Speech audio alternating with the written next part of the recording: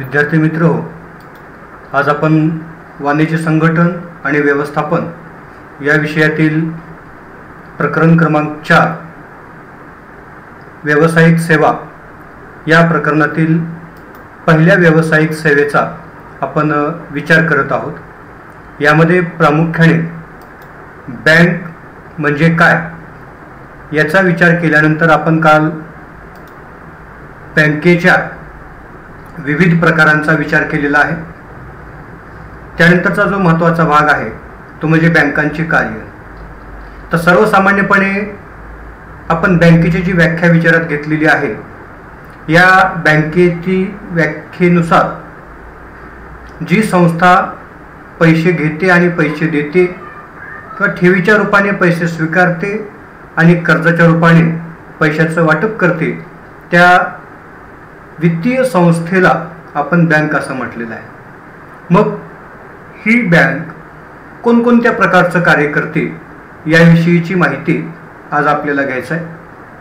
तर सर्वसामान्यपणे बँकेच्या कार्याचं 2 प्रकारामध्ये वर्गीकरण केलं जातं। यात प्रामुख्याने प्राथमिक कार्य आणि दुय्यम कार्य। आता प्राथमिक कार्यामध्ये 2 प्रकारचे कार्य आहेत। जसं आपण व्याख्येमध्ये विचार केला की बँका प्रामुख्याने 2 प्रकारची कार्य करतात, एक ठेवी स्वीकारणे आणि दुसरं कर्ज देणे। आता ठेवी स्वीकारणं हे बँकेचं प्राथमिक कार्य आहे। मग या ठेवी स्वीकारण्यामध्ये बँक ज्या वेगवेगळ्या प्रकारच्या ठेवी स्वीकारते त्या एकूण 4 प्रकारच्या ठेवी आहेत। या 4ही प्रकाराचं वर्गीकरण 2 भागामध्ये केलं जातं, एक वेळेनुसार ठेव आणि दुसरं मागणीनुसार ठेव। आता वेळेनुसार ठेवीच्या प्रकारामध्ये आपण नावावरूनच त्या ठेवीच्या प्रकाराचा विचार करतो की जी ठेव एखाद्या विशिष्ट वेळेसाठी, एखाद्या विशिष्ट मुदतीसाठी बँक स्वीकारते तेव्हा त्या ठेवीला आपण वेळ ठेवी असं म्हणतो। या वेळ ठेवीचे 2 प्रकार आहेत, एक मुदत ठेव ज्याला आपण FD किंवा फिक्स्ड डिपॉझिट असं म्हणतो। तर सर्वसामान्यपणे मुदत ठेव म्हणजे जी ठेव एखाद्या विशिष्ट मुदतीसाठी, एखाद्या विशिष्ट कालावधीसाठी बँक स्वीकारते तेव्हा त्या ठेवीच्या प्रकाराला मुदत ठेव असं म्हणतात।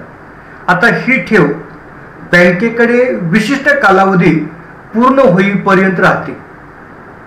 हा कालावधी 1 महिन्याचा असेल, 3 महिन्याचा असेल, 6 महिन्याचा असेल, वर्षाचा असेल, 7 वर्षाचा असेल। तर या निश्चित कालावधीसाठी बँक ही ठेव स्वीकारते। म्हणजेच दुसऱ्या अर्थाने जेव्हा आपण विचार करतो त्यावेळेला ती मुदत पूर्ण होईपर्यंत बँकेला या ठेवीचे पैसे वापरता येतात, म्हणून बँक या ठेवीवर सर्वाधिक दराने व्याज देत असते। त्यानंतर या ठेवीचं दुसरं महत्त्वाचं वैशिष्ट्य की ठेवीदाराला बँक ठेव पावती देत असते। समजा विशिष्ट मुदतीच्या आत जर ठेवीदाराला या पैशाची गरज भासली तर ठेवीदार मुदत ठेव पावती तारण ठेवून आपल्या पैशाची गरज भागवू शकतो। म्हणून ठेवीदाराच्या दृष्टिकोनातून आणि बँकेच्या दृष्टिकोनातून ही ठेव महत्त्वाची मानली जाते। त्यानंतर ठेवीचा दुसरा महत्त्वाचा प्रकार आवर्ती ठेव,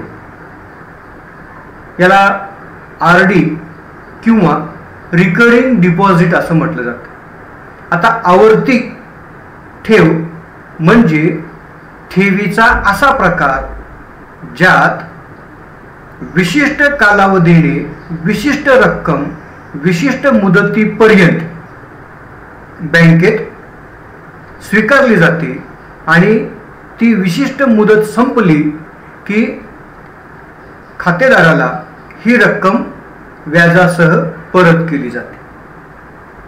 म्हणजे विशिष्ट कालावधीनंतर विशिष्ट मुदतीसाठी विशिष्ट रक्कम, म्हणजे समजा दररोज 100 रुपये 5 वर्षापर्यंत.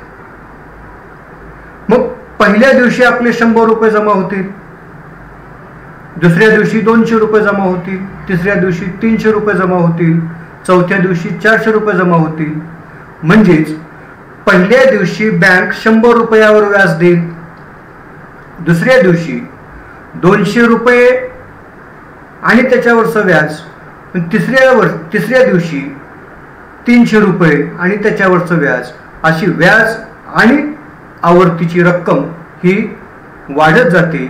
आणि मग सर्वसामान्यपणे या ज्या ठेवी आहेत, या सर्वसामान्य व्यक्तीला ठेवीची बचतीची सवय लागावी आणि ज्यांना एकरकमी ठेव ठेवणं अशक्य असतं, अशांना सुद्धा एकाच वेळेला मोठी रक्कम प्राप्त व्हावी या उद्देशाने आवर्ती ठेव स्वीकारली जाते.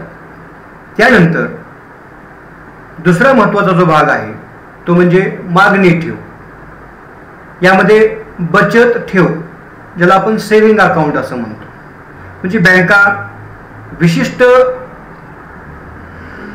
बंधने घालून रक्कम काढण्यावर जेव्हा खातेदाराकडून रक्कम स्वीकारतात तेव्हा त्या ठेवीला बचत ठेव असं म्हटलं जातं.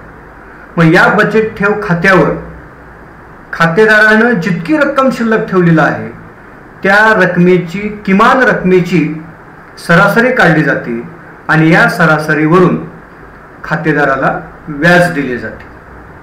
म्हणजेच ही ठेव दैनंदिन व्यवहार पूर्ण करता यावेत आणि शिल्लक रक्कम ठेवीमध्ये जमा व्हावी या उद्देशाने निश्चित केली जाते. त्यानंतरचा ठेवीचा प्रकार आहे तो म्हणजे चालू खाते, करंट अकाउंट. या खात्यामध्ये प्रामुख्याने जी शिल्लक रक्कम आहे, विशिष्ट रक्कम, या शिल्लक रकमेला बँक व्याज देत असते. खातेदाराच्या चालू खात्यावर शिल्लक रक्कम आणि त्या रकमेवरील व्याज या दोन्ही घटकाचा विचार करून चालू ठेव खाते वापरले जाते. सर्वसामान्यपणे अलीकडच्या कालावधीमध्ये बँकांनी खातेदारांना चालू ठेव खाते या प्रकारामध्ये बदलती ठेव हा प्रकार सुद्धा आणलेला आहे, ज्यामध्ये बँका विशिष्ट मर्यादेपर्यंत खात्यावरील रक्कम चालू खात्यावर ठेवतात आणि ती मर्यादा संपली की मग ती मुदत ठेवीला वर्ग करीत असतात. मग चालू खात्यावरील ती विशिष्ट रक्कम संपली की पुन्हा मुदत ठेवीची रक्कम चालू खात्यावर आणली जाते. उदाहरणार्थ, एखाद्या खातेदाराने आपल्या चालू खात्यावर 50,000 रुपयाची लिमिट ठेवलेली आहे आणि त्या खातेदाराने त्याच्या खात्यावर 5 लाख रुपये डिपॉझिट केलेली आहे. तर बँक काय करणार, त्या खातेदाराने आपली मर्यादा 50,000 निश्चित केली, म्हणजे उरलेले 4,50,000 हे मुदत ठेवीमध्ये वर्ग केले जातील आणि त्या 4,50,000वर मुदती ठेवीच्या व्याज दराने व्याज दिलं जाईल. समजा एखाद्या दिवशी त्याच खातेदाराने 1 लाख रुपये विड्रॉल करण्याचा फॉर्म भरून दिला, त्याची मर्यादा आहे 50,000. मग 1 लाख रुपये विड्रॉल करायचा फॉर्म भरून दिलेला असेल तर त्याच्या मुदती ठेवीतले 1 लाख रुपये कमी होतील आणि उरलेली जी रक्कम आहे 3.5 लाख रुपये त्यावर बँक मुदती ठेव दराने व्याज देईल. तर या प्रकाराला चालू खाते ठेव म्हणून ओळखलं जातं. आता बँकेच्या प्राथमिक कार्यातलं पहिलं कार्य ठेवी स्वीकारणे. यामध्ये 4 प्रकारच्या ठेवी आहेत: मुदत ठेव, आवर्ती ठेव, बचत ठेव आणि चालू. त्यानंतर बँकेचं दुसरं महत्त्वाचं काम ते म्हणजे कर्ज देणे. कारण का, बँकेने ठेवीदाराकडून स्वीकारलेला जो पैसा आहे ठेवीच्या रूपाने, हा पैसा विशिष्ट मुदत संपल्यानंतर ठेवीदाराला व्याजासह परत करावा लागतो.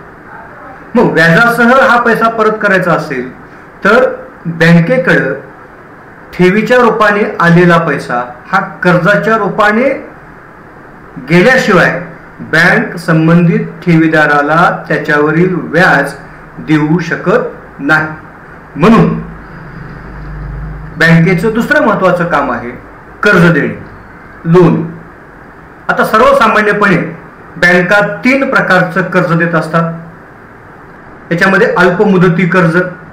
या अल्पमुदती कर्जामध्ये प्रामुख्याने बँक ही साधारणपणे 1 महिना मुदतीपासून कर्ज देत असतात.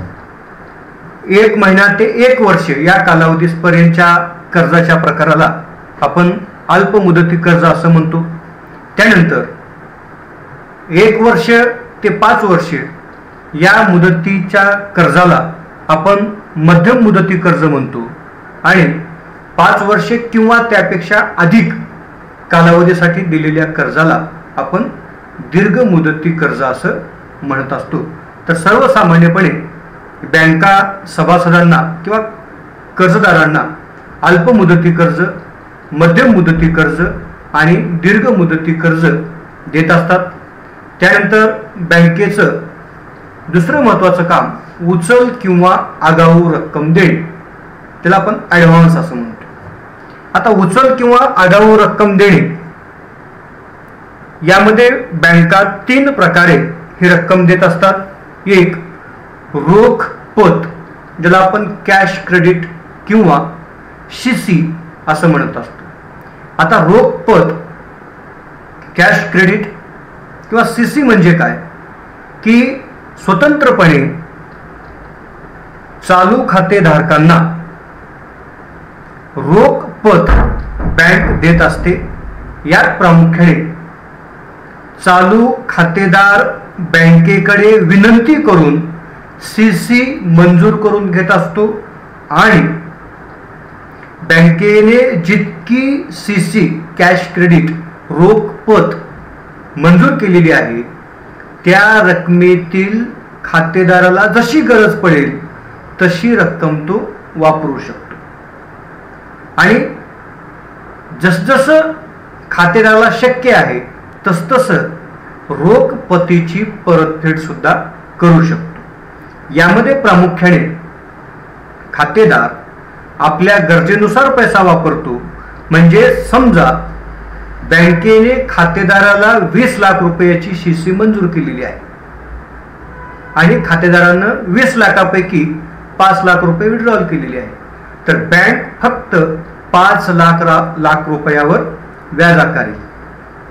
समजा या विड्रॉल केलेल्या 5 लाख रुपयापैकी खातेदारानं 1 लाख रुपयाची परतफेड केली तर जी शिल्लक रक्कम आहे 4 लाख रुपये याच्यावर बँक व्याज आकारेल. म्हणजे संक्षिप्त रूपाने आपल्याला असं म्हणता येतं की बँकेनं जितक्या रकमेची CC मंजूर केलेली आहे तितक्या रकमेवर व्याज आकारलं जात नाही, तर खातेदार मंजूर रकमेपैकी जितकी रक्कम वापरतो त्या रकमेवर व्याज आकारले जाते. आता रोख पत हा जो उचल देण्याचा प्रकार आहे हा प्रकार खातेदारांना परवडतो. का? कारण एखाद्या विशिष्ट कालावधीपर्यंत आपल्याला किती रक्कम लागू शकते, समजा 20 लाख लागू शकते, तेवढी मंजूर करून घ्या. परंतु सगळे एकदाच लागणार आहेत का? नाही. मग ज्या वेळेला आपण CC मंजूर करून घेतलीच नाही आणि कधी पैसे लागतील हे सांगता येत नाही, मग ज्या वेळेला पैसे लागतील त्यावेळेला आपण बँकेत गेलो तर कदाचित बँक आपल्याला नाकारू शकते. म्हणून ही अडचण येऊ नये म्हणून खातेदार रोख पत CC मंजूर करून घेत असतात. त्यानंतर दुसरा महत्वाचा भाग अधिविकर्ष सवलत, ज्याला आपण ओव्हरड्राफ्ट असं म्हणतो. ओव्हरड्राफ्ट किंवा अधिविकर्ष म्हणजे चालू खात्यावर शिल्लक असलेल्या रकमेपेक्षा अधिक रक्कम उचलण्याची बँकेने दिलेली परवानगी. तर सर्वसामान्यपणे ही परवानगी 15 दिवसापासून 60 दिवसापर्यंतच्या कालावधीसाठी दिला जातो. मग या 60 दिवसापर्यंतच्या कालावधीमध्ये बँकेने खातेदाराला त्याच्या खात्यावर शिल्लक असलेल्या रकमेपेक्षा जितकी रक्कम जास्तीची ओव्हरड्राफ्ट अधिविकर्ष सवलत दिलेली आहे ती रक्कम व्याजासह खातेदाराकडून वसूल करून घेत असते. आणि त्यानंतरचा उचल किंवा आगाऊ रक्कम देण्याचा बँकेचा तिसरा महत्त्वाचा प्रकार म्हणजे हुंडीची वटणावळ, ज्याला आपण discounting of bill of exchange असं म्हणत असतो. आता हुंडीची वटणावळ म्हणजे काय की एखाद्या व्यक्तीकडे हुंडी आहे परंतु त्या हुंडीची मुदत आणखी संपलेली नाही. समजा 3 महिने मुदतीसाठी एखादी हुंडी एखाद्या खातेदाराकडे आहे परंतु हुंडीचे 2 महिने संपलेली आहेत, 1 महिना आणखी शिल्लक आहे आणि खातेदाराला पैशाची गरज आहे. खातेदाराकडे या हुंडीचे पैसे 1 महिन्यानंतर येणार आहेत परंतु खातेदाराला आज पैशाची गरज आहे. अशा वेळेला तो खातेदार बँकेकडे आपल्या हुंडीची वटणावळ करतो, म्हणजे आपली हुंडी वटवितो. म्हणजे काय करतो की हुंडीचे पैसे आहेत हे पैसे 1 महिना अगोदर तो बँकेकडून घेतो आणि हुंडी बँकेकडे देतो. म्हणजे बँकेनं 1 महिन्यासाठी संबंधित खातेदाराला उचल दिलेली आहे, आगाऊ रक्कम दिलेली आहे. मग हा 1 महिना संपला की आता हुंडी बँकेकडे. मग ज्याने त्या खातेदाराला हुंडी दिलेली आहे त्याच्याकडून बँक या हुंडीचे पैसे वसूल करत असते. म्हणून या कालावधीमध्ये बँकेला फायदा काय आहे की जितक्या रकमेची हुंडी आहे त्या रकमेवर बँक त्या मुदतीचा विचार करून कमिशन घेत असते आणि कमिशनवर हुंडीचं वटविणे किंवा वटणावळ करत असते. तर बँकेच्या प्राथमिक कार्यामध्ये प्रामुख्याने ठेवी स्वीकारणे आणि कर्ज देणे ही मुख्य कार्य मानली जातात. त्यानंतर बँकेला ठेवी स्वीकारणे आणि कर्ज देणे या प्राथमिक कार्यासोबत काही दुय्यम कार्य करावी लागतात. मग ही दुय्यम कार्य कोणती आहेत तर सर्वसामान्यपणे दुय्यम कार्य करीत असताना बँक एक ग्राहकाचा प्रतिनिधी म्हणून कार्य करीत असते, ज्याला आपण प्रातिनिधिक किंवा खातेदाराचा प्रतिनिधी म्हणून काम करणे असं म्हणत असतो. आता प्रातिनिधिक किंवा प्रतिनिधी म्हणून काम करत असताना बँकेला पहिलं काम करावं लागतं की खातेदारानं बँकेला खातेदाराचे जे नियमित भरणा किंवा देयके आहे हे देयके लाईट बिल असेल, फोन बिल असेल, विम्याचे हप्ते असतील, घरभाडं असेल, म्हणजे जे देणं खातेदार नियमितपणे करतो. मग हे देणं जर खातेदारानं बँकेला सांगितलं की माझे हे नियमित देणे आहेत आणि हे देण तुम्ही माझा प्रतिनिधी म्हणून तुम्ही नियमितपणे दर महिन्याला देत जा, अशा वेळेला खातेदाराचे नियमित भरणा किंवा देयक देणे खातेदाराचा प्रतिनिधी म्हणून बँक काम करीत असते. त्यानंतर बँकेला दुसरं महत्त्वाचं काम करावं लागतं तो म्हणजे पोर्टफोलिओ. आता सर्वसामान्यपणे पोर्टफोलिओ म्हणजे हा कन्सेप्ट थोडासा नवीन आहे. पोर्टफोलिओ म्हणजे खातेदार जर भांडवल बाजाराशी संबंधित व्यवहार करीत असेल तर या भांडवल बाजाराशी संबंधित खातेदाराच्या व्यवहाराचं व्यवस्थापन करणे म्हणजे पोर्टफोलिओ.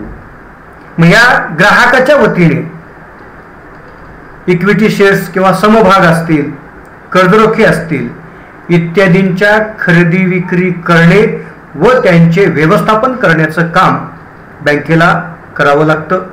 त्यानंतर बँकेचं तिसरं महत्त्वाचं काम निधी हस्तांतरण, ज्याला आपण फंड ट्रान्सफर असं म्हणत असतो.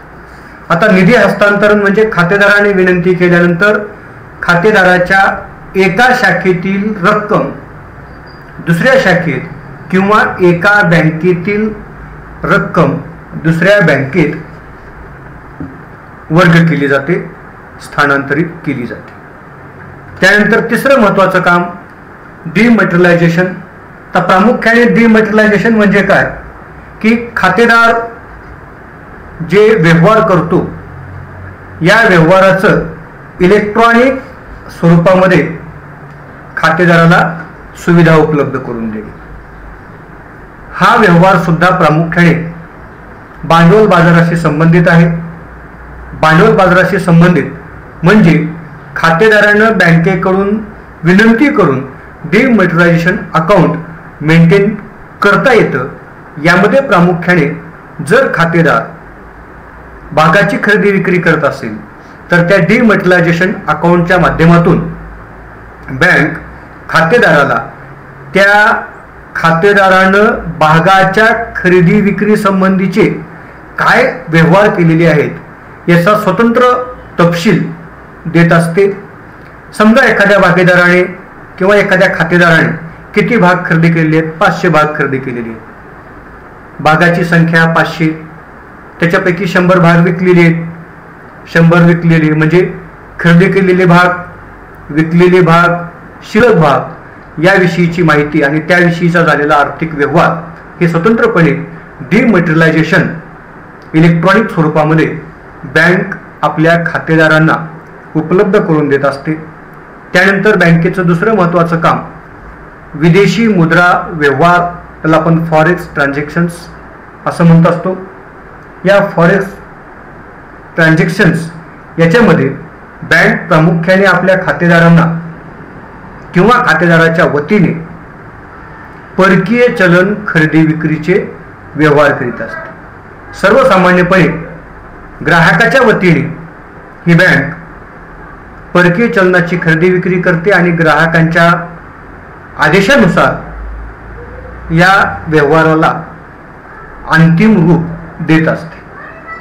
त्यानंतर बँकेला दुय्यम कार्याशिवाय जे दुसरं महत्त्वाचं काम करावं लागतं ते म्हणजे उपयुक्त कार्य. आता उपयुक्त कार्यामध्ये आता सर्वसामान्यपणे उपयुक्त कार्य म्हणजे काय की बँकेच्या व्यवहाराची पूर्तता करण्यासाठी किंवा बँकेचे व्यवहार सुरळीत होण्यासाठी आवश्यक असलेली साधने पुरविणे. याशिवाय खातेदार बँकेच्या माध्यमातून जो वैयक्तिक व्यवहार करतो हे व्यवहार किंवा खातेदाराची सुरक्षितता या संबंधीच्या सेवा पुरविण्याचं काम या उपयुक्तता कार्याच्या माध्यमातून बँक करीत असते. या उपयुक्तता कार्यामध्ये बँकेला करावं लागणारं पहिलं काम म्हणजे धनादेश. तर सर्वसामान्यपणे प्रत्येक वेळेला खातेदाराला बँकेत येणं शक्य नसतं किंवा खातेदार काही वेळेला दुसऱ्यांना रक्कम देणे लागतो, पैसे देणे लागतो. मग प्रत्येक वेळेला ही रक्कम सोबत ठेवून आर्थिक व्यवहार करणं हे धोक्याचं आहे किंवा गैरसोयीचं आहे. अशा वेळेला खातेदार बँकेकडे चेकची मागणी करतो आणि बँक खातेदाराला चेक सुविधा उपलब्ध करून देते. या चेकमध्ये प्रामुख्याने खातेदाराचा खाते क्रमांक, खातेदाराचं नाव आणि रक्कम याविषयीचा तपशील असतो. हा तपशील पूर्णपणे भरून खातेदार त्या चेकवर सही करून बँकेचे व्यवहार पूर्ण करू शकतो. याशिवाय सर्वसामान्यपणे धनादेशामध्ये एक दुसरा प्रकार महत्त्वाचा आहे तो म्हणजे ड्राफ्ट किंवा मसुदा देणे. तर काही वेळेला आर्थिक व्यवहार करायचे परंतु पैसे सोबत सांभाळायचे नाही आणि ज्या व्यक्तीला हे व्यवहार करायचे आहेत त्या व्यक्तीचं बँकेत खातंही नाही. अशा वेळेला बँकेने ड्राफ्ट सुविधा उपलब्ध करून दिलेली ज्याला आपण डीडी किंवा डिमांड ड्राफ्ट असं म्हणतो. त्यानंतर बँकेचं दुसरं महत्त्वाचं कार्य लॉकर सुविधा म्हणजे खातेदाराचे जे मौल्यवान वस्तू, दागदागिने, दस्तऐवज हे जे आहे हे सुरक्षित ठेवण्याच्या दृष्टिकोनातून उपयुक्त कार्य म्हणून बँकेने खातेदाराला लॉकर सुविधा उपलब्ध करून दिलेली असते। लॉकर सुविधेमध्ये खातेदाराला एक विशिष्ट कप्पा उपलब्ध करून दिला जातो आणि त्या कप्प्याला 2 चाव्या असतात। एक चावी खातेदाराकडे असेल आणि दुसरी चावी बँकेकडे असेल, परंतु दोन्हीही चाव्या एकत्रितपणे लावल्याशिवाय लॉकर उघडत नाही। म्हणजे बँकेच्या परस्पर खातेदारही जाऊन लॉकर सुविधा घेऊ शकत नाही आणि खातेदाराच्या परस्पर बँक सुद्धा लॉकरचा वापर करू शकत नाही। यासाठी बँक खातेदाराकडून विशिष्ट रक्कम लॉकर चार्जेस म्हणून स्वीकारत असते। त्यानंतर बँकेचा दुसरा महत्त्वाचा उपयुक्त कार्य म्हणजे प्रकल्प अहवाल। म्हणजे बँकेचा खातेदार समजा एखाद्या उद्योग स्थापनेविषयी बँकेकडून कर्ज घेत असेल किंवा बँकेकडे तसा मानस व्यक्त केलेला असेल, तर संबंधित खातेदाराला कोणता व्यवसाय सुरू करावा या संबंधीचा प्रकल्प अहवाल देण्याचं काम सुद्धा बँक करीत असते। त्यानंतर बँकेला करावं लागणारं काम भेट धनादेश किंवा गिफ्ट चेक। सर्वसामान्यपणे ही सुविधा व्यावसायिक संस्थांच्या साठी वापरली जाते की समजा दिवाळी भेट आहे किंवा कर्मचाऱ्याचा वाढदिवस आहे किंवा व्यवसायाचा वर्धापन दिन आहे, अशा वेळेला व्यवसायातील कर्मचाऱ्यांना जर व्यवसाय गिफ्ट देऊ इच्छित असेल तर गिफ्ट धनादेश सुविधा बँक उपलब्ध करून देते।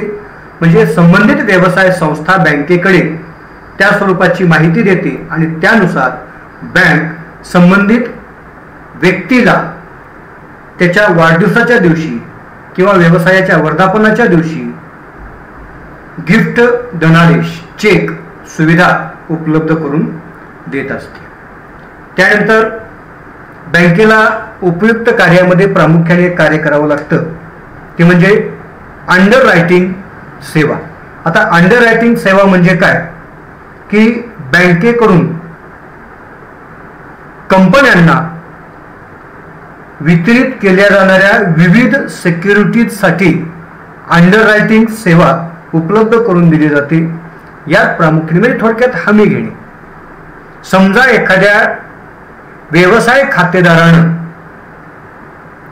भागाची विक्री काढलेली असेल, म्हणजे एखादी कंपनी एखाद्या बँकेचा खातेदार आहे आणि त्या कंपनीनं आपल्या भागाची विक्री सुरू केलेली आहे, तर सर्वसामान्यपणे सुरुवातीच्या काळात सर्वसामान्य जनता या भाग खरेदीला प्रतिसाद देत नाही। अशा वेळेला बँक खातेदाराला म्हणजे त्या कंपनीला अंडर रायटिंग सेवा उपलब्ध करून देते, ज्यामध्ये सुरक्षितता मिळत असते। त्यानंतर बँकेचं उपयुक्त कार्यातलं शेवटचं कार्य म्हणजे सोने गुंतवणूक सेवा।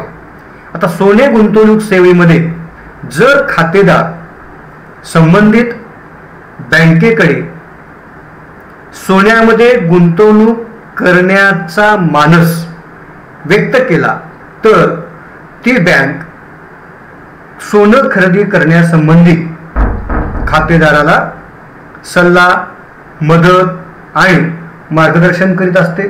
सर्वसामान्यपणे खातेदाराच्या वतीने योग्य वेळेला म्हणजे कोणत्या वेळेला सोनं खरेदी करायचं, कोणत्या वेळेला त्याची विक्री करायची आणि त्यातून नफा कसा कमवायचा याविषयीचा सल्ला आणि मार्गदर्शन करीत असते। तर ढोबळमानानं बँकेलाही कार्य करावी लागतात। यामध्ये संक्षिप्त रूपाने असं आपल्याला म्हणता येईल की बँकेच्या कार्याचं मुख्य 2 प्रकारामध्ये वर्गीकरण केलं जातं। एक प्राथमिक कार्य, प्राथमिक कार्याचं पुन्हा 2 प्रकारामध्ये वर्गीकरण केलं जातं। एक ठेवी स्वीकारणे आणि दुसरं कर्ज देणे. बँक एकूण 4 प्रकारच्या ठेवी स्वीकारत असते: मुदती ठेव, आवर्ती ठेव, चालू ठेव आणि बचत ठेव. कर्ज देण्यामध्ये कर्ज देणे 3 प्रकारचं कर्ज: अल्पमुदती कर्ज, दीर्घ मुदती कर्ज आणि मध्यम मुदती कर्ज. त्यानंतर उचल देणे. उचल देण्यामध्ये रोख पत, बँक अधिविकर्ष आणि हुंडीची वटणावर. त्यानंतर बँकेचं दुसरं कार्य दुय्यम कार्य. दुय्यम कार्यामध्ये बँक 2 प्रकारची कामं करते: एक प्रतिनिधी म्हणून कार्य आणि दुसरं उपयुक्त कार्य. प्रतिनिधी म्हणून कार्य करीत असताना बँक खातेदाराची नियमित भरणा व देयक देत असते, पोर्टफोलिओचे व्यवहार करीत असते, निधीचं हस्तांतरण करते, डिमॅटेरियलायझेशन करते आणि विदेशी मुद्रा व्यवहार करीत असते.